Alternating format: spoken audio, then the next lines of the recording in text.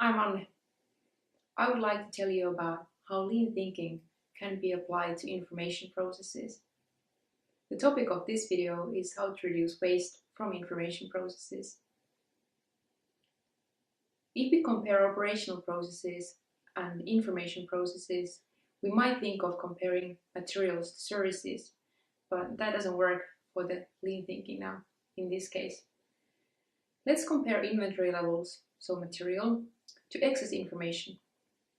And especially excess information because we don't want to get rid of all the information that we have in our processes.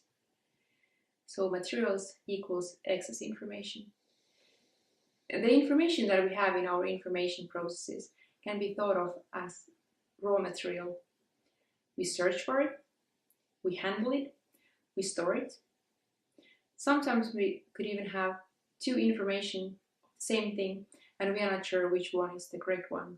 So the one that we are spending too much time on is the excess information and being then waste. We all know a picture of a ship sailing in the waters, and this ship is trying to avoid the rocks.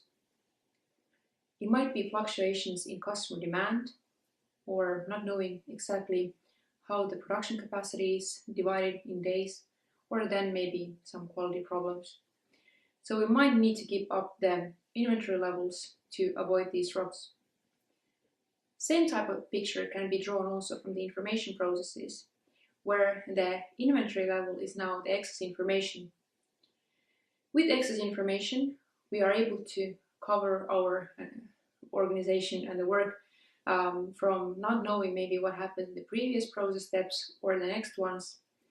We're able to hide that we don't know exactly what is the voice of customer, or we just have this very typical claim that because we have always done it this way.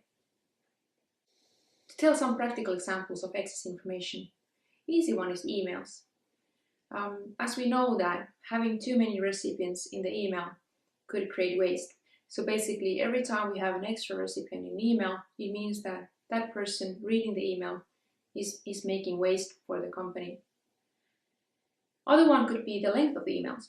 So let's say that making too long emails, first of all, we spend time on making them, and then of course we spend time on reading them as well. Second practical example is reports. I would say that every time we have a report, we have to be making a decision based on that, or at least be ready to make a decision based on the information on the report.